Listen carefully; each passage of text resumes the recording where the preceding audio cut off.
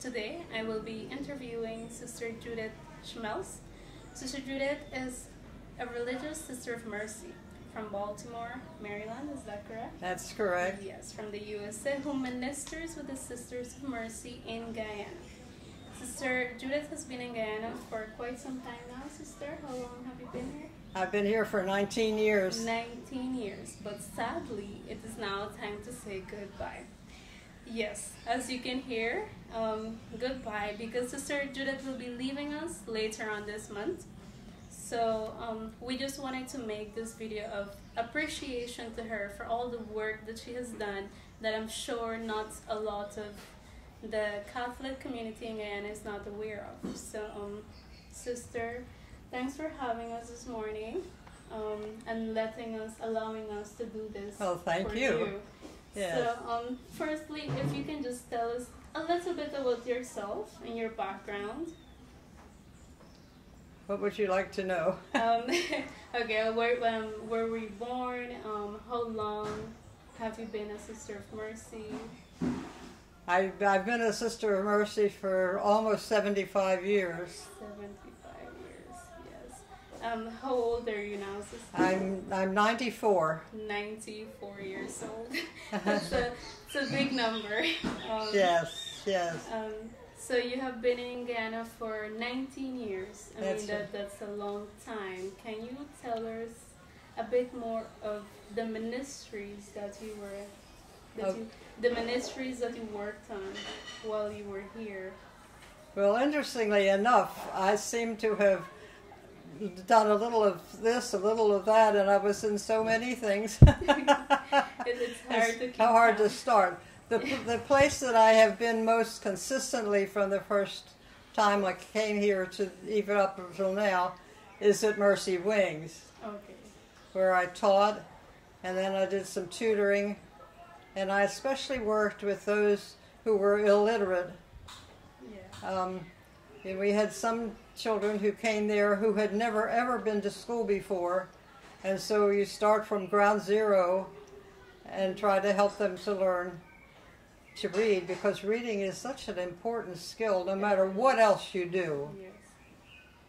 So I loved my years at Mercy Wings. So, Sister, was it your decision to come here to Guyana, or were you like assigned to do so? Well, I had always wanted to go overseas to the missions, and I never had the opportunity. And in more recent years, you know, we've been allowed to request, to suggest, and to ask, and so I asked to go overseas. Okay. And then it was, you know, if I had been speaking Spanish, I might have looked at some other countries, but I'm just too old to start learning a new language. I thought by the time I'm literate, I'll be too old to be of any use to anybody. Besides that, the choice of Guyana is special to me because, you know, I come from Baltimore. The Baltimore province in the early days was very much involved in Guyana. We had sisters who were here for a number of years and who just loved this place. And then they all got too old to continue, and nobody else was available to replace them, and so they were very excited when I wanted to come here. So I'm carrying on the Baltimore tradition. Yes, you are. So, Sister, what has been making a few headlines here in Guyana is that you are working with trafficking victims. Is that correct? That's the latest thing. Before that, I spent a number of years. I was working at Mercy Wings like 2 days a week, and the other 2 days I was teaching biochemistry to the first-year nurses, and I did that for 10 years. Okay. And I really loved doing that. I hope they learned some biochemistry, but even more important to me was that they be instilled with an awe and a reverence for the human body. Yes. And that they have a real respect for the sacredness of each person that they take care of. And to know that there are some things that are more important than medicine for healing.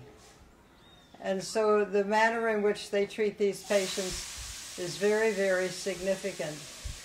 And I always told them that, you know, they really are responsible for the reputation of the hospital because they're with the patients 24/7. You know, the doctors come in for a short time, maybe once a day or maybe twice a day, but the nurses are with them all the time. And so, you know, they're very significant in determining the reputation of the hospital. And I tell them, you know, the better the reputation of the hospital, the more valuable your RN will be when you go out to get a job. Yes. Sister, also, I've seen some headlines about human trafficking in collaboration with WAD, Women Across Differences. That's right. And that you have been doing some work with them. Can you tell us just a bit more about that? Yes, that started, let me see, we're in probably 8 years ago, because the Sisters of Mercy had taken trafficking as one of their social issues that they really wanted to address. Yes. And so we needed to find some way to do that here in Guyana. And at first, you know, I looked around and, you know, trafficking is not something that's terribly visible. You don't see it. It's hidden. And so I was looking around to see where there was trafficking in Guyana.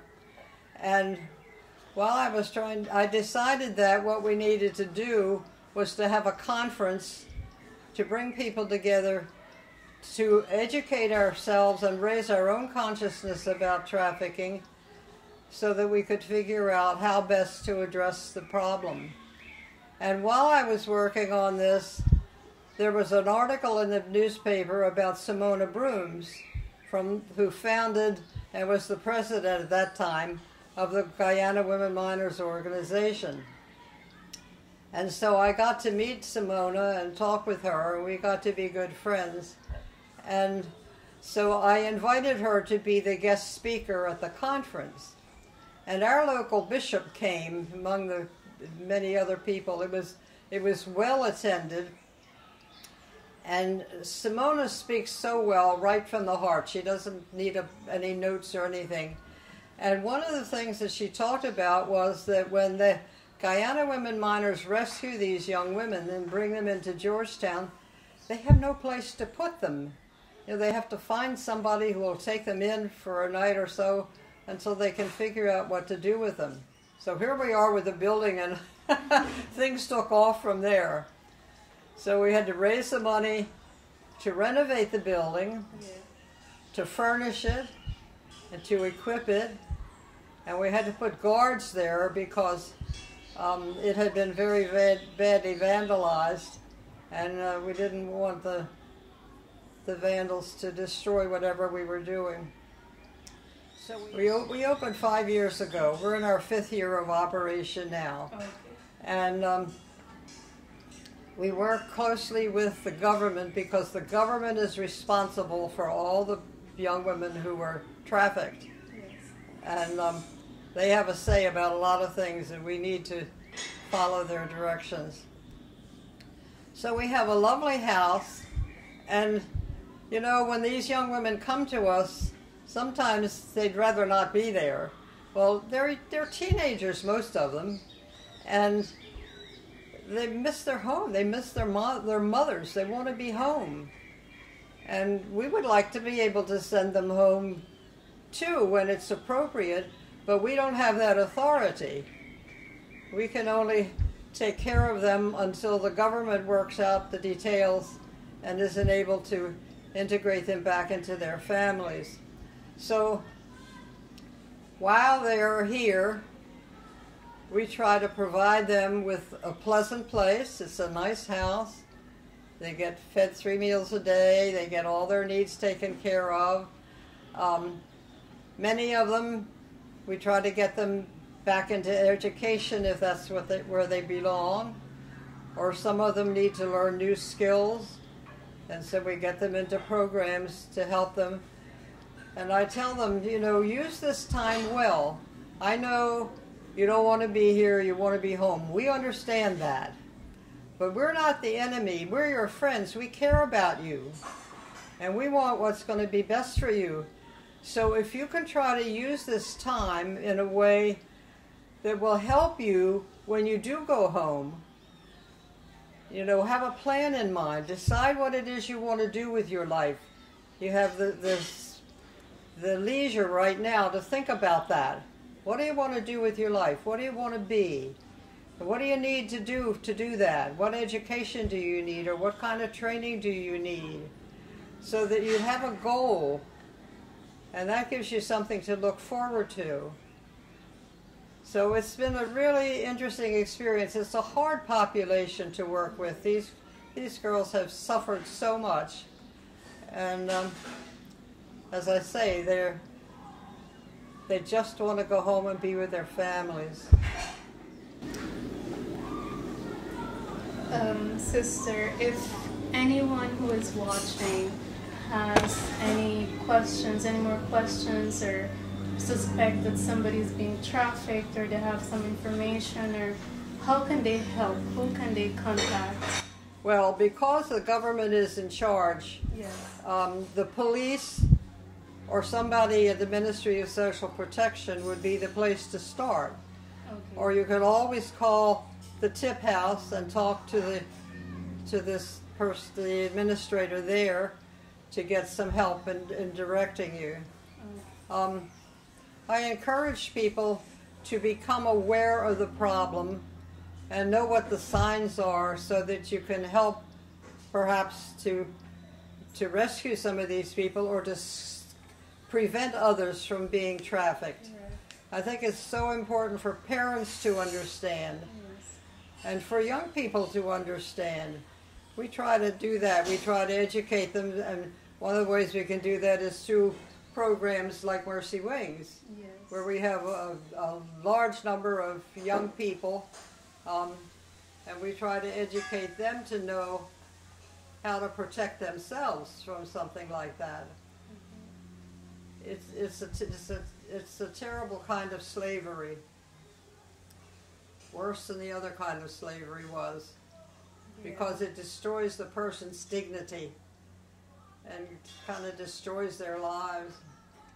And just moving on to something different, the Sisters of Mercy have been in Guyana since 1894. And in fact, just a little while ago, the sisters celebrated their 125th anniversary. That's right, that's right. 125 years that Mercies have been in Guyana. Yes, with the sisters, associates, and volunteers who have been serving different parts of the country. And I'm hoping that you can just tell me a little bit more about that. Well, we have plans to celebrate throughout the year, different ways of helping people to understand what our mission is, how they could be involved in some way, and just in gratitude to God for His goodness in allowing us to walk with the poor and to serve them in so many different ways. And the interesting thing to me is, when I've been here 19 of those 125 years. It's not that much. But early on, as I said, there were sisters from Baltimore here too, so that it's not just the people currently in Guyana, but those who were here at an earlier time who will want to celebrate. Yes. So the associates had a wonderful tea last week to start the year off. It was just very, very lovely. Yes, it was very nice what they did, and that everybody came together to help out, to do a wonderful, little celebration for the Sisters of Mercy. Sister, can you tell us? Can you recall some of your memorable times here, and your experience? Well, there's so many of them, it's hard to say. Yes. What would be the most. I'm sure there are many. Graduation at Mercy Wings is always a high point. You know, we work hard with these young people, and some of them are there because they want to learn. Some are there because they have to be there and they'd rather not be there. And it's hard to work with them. But on graduation, you see what they have achieved. And it's really just very thrilling to see these young people stand up at the microphone and tell about what their experience has been like. It gives people a second chance in life. Yes. So that's been one of the high points. What another high point for me, I worked at Mercy Wings all the way up until like 2 years ago when my vision was too poor to go out. Okay. But I started tutoring a young man from Bosco Academy. Yes. He also had never been to school, and we started with learning the alphabet. And I worked with him 5 mornings a week for an hour and a half, and for nearly 2 years. And that young man went from knowing nothing to being able to stand up and read quite well.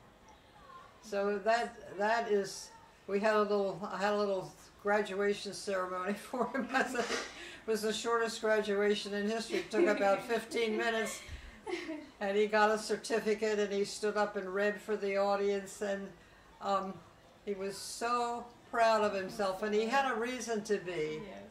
So that was a real high for me. I'm sure he's very grateful at the moment for you. Yes. Yes. What will you miss? What do you think you're going to miss the most about being in Guyana for 19 years? Oh my goodness. I sit out on that porch and think about some of the things that I'm going to miss. It's such a beautiful country. Yes.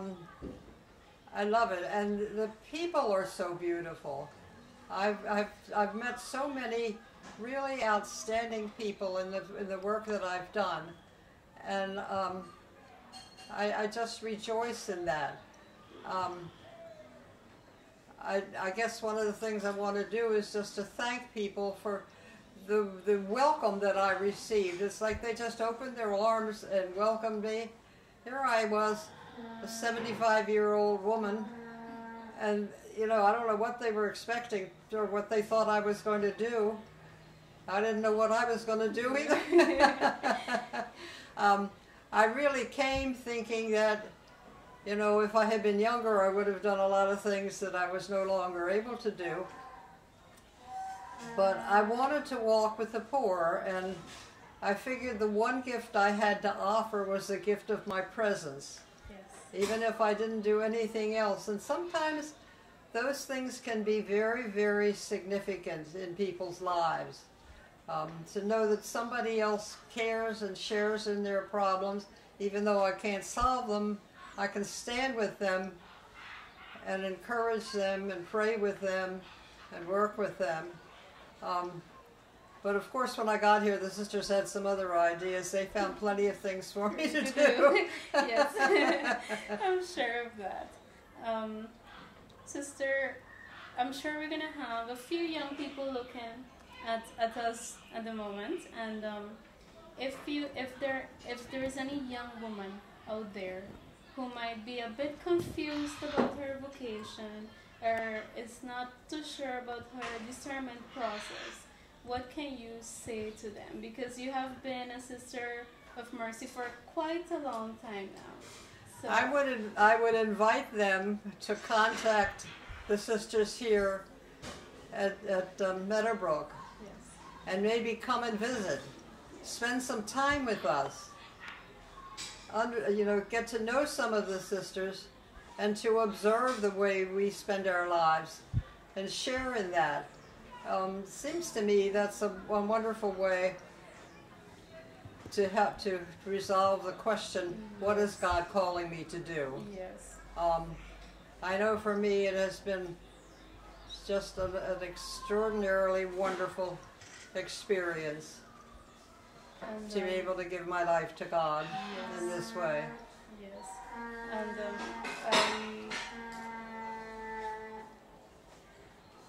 as we come to the end of this interview, we're almost getting there. Well, one thing I'd like to say is that if there are any people out there who would be like to get involved with the TIP program, you know, if there are people who would be interested and willing and capable of serving on the board, or even, you know, be part-time, you know, we look for people like for emergencies when somebody is sick and you need a substitute. They could, you know, there are all kinds of ways in which they could be involved, but they'd have to talk with the people at the tip house to find out what they are. But I invite those who might be interested to consider something like board service. That's a wonderful way to get involved. The work of the Sisters of Mercy continues into the 21st century as they strive to live the charism of their founder, Catherine McCauley. As we come to the end of this interview, Sister Judith, I would just like to say thank you. Thank you for your service. Thank you for all that you've done for the Guyanese people and all of those lives that you've helped. I'm sure you have inspired a lot of people for the past 19 years. A lot of people who look up to you and respect you, not just because you're a sister, but you've worked so hard, you know, to help everyone around you by doing all of those different ministries.